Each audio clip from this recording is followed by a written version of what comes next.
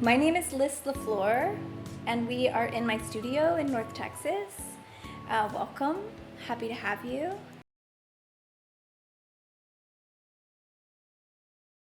My upcoming exhibition at Galleri Urbane is called Future Kin, and this exhibition is the second in a series of 6 as part of an ongoing project called the Queer Birth Project.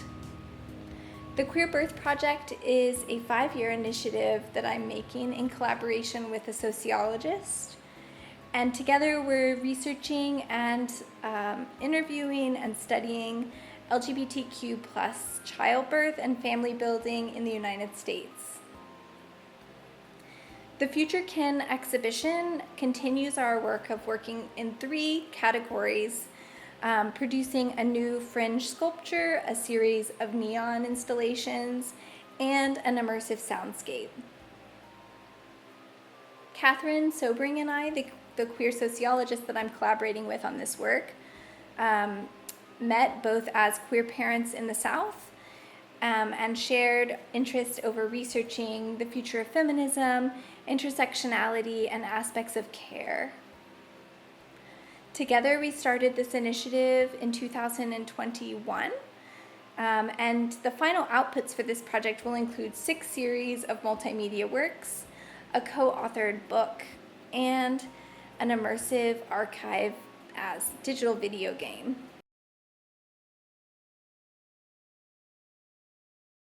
For the Future Kin exhibition, we've created a new methodology of mapping the families that we're interviewing around the United States. And this takes out traditional forms of hierarchies like gender and biology and recenters it around forms of kinship and parenthood.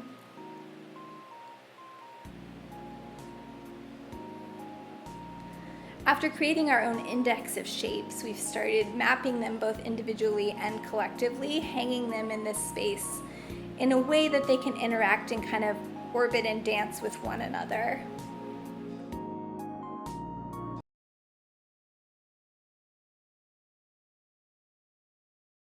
I was raised in Houston, Texas, and I grew up in my mother's stained glass studio, so I've always had a really close proximity to glass.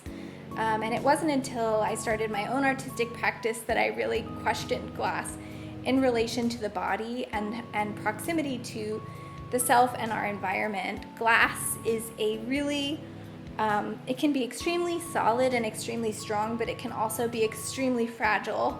It requires water just like our own bodies, and it can break when it's under a lot of stress. So I often use glass in my work, both physically and digitally, to think about the body in flux.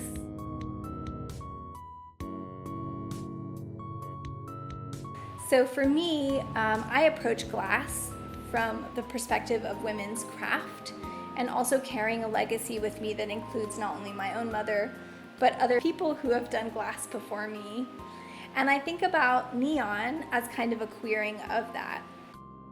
Neon is also a really interesting material. It's something that a lot of queer artists have returned to and multimedia artists have returned to as something that is alive. It's a living material. It's filled with gas.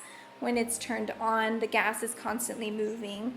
So in our work, we're thinking about this collaborative nature of making neon, specifically around these intimate narratives and storytelling efforts.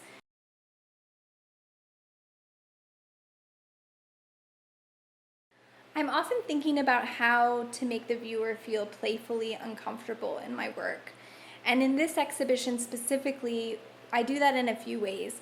Number 1, through scale. So we have this massive fringe curtain that you can walk through and you can walk around, and you can kind of see light and color breaking through.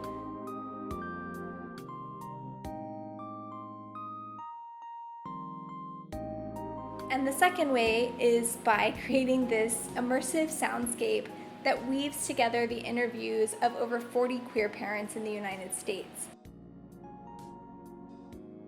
This exhibition is unique in that there are interactive elements within it. So the immersive soundscape includes a collection of 6 tiny speakers that resemble baby monitors. They're chrome-plated, beaded speakers that viewers can carry around the gallery with them, and playing on them is part of a vocal track. It's a 6-channel vocal audio recording that and I have woven together multiple narratives based on the interviews that we've done with queer families.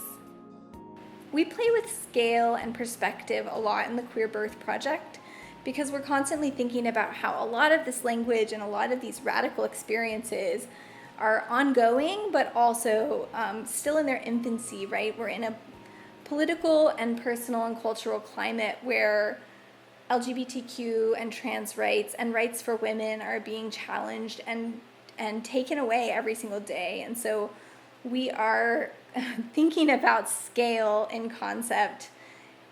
We're thinking about scale in relation to the materials that we're using and the way that the viewer interacts with the space as well.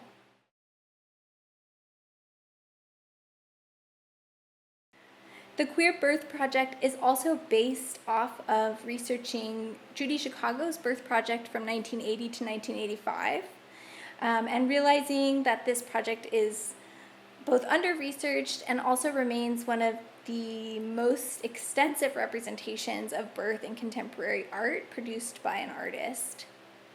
We're not only interested in Judy Chicago's methods of collaboration and community building that were imbued in all of the strategies and approaches that she did in creating her original artworks, but we're also interested in critiquing and understanding everything from very small color swatch choices to kind of larger thematic decisions and organizing principles.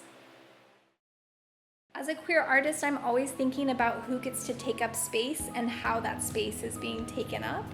And within the Queer Birth Project, we're also asking those questions as well.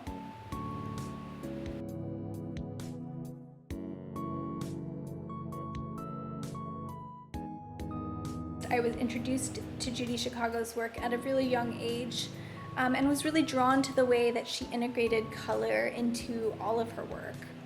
I was also really interested in the way that she was able to build and nurture community around her projects, and this became kind of a methodology that I started integrating within my own practice.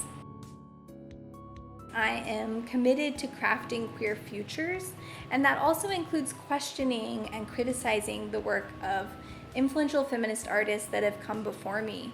As you know, all of these kind of inspirational figures who have worked in multiple media in multiple ways, and challenged the status quo and the norms expected of them.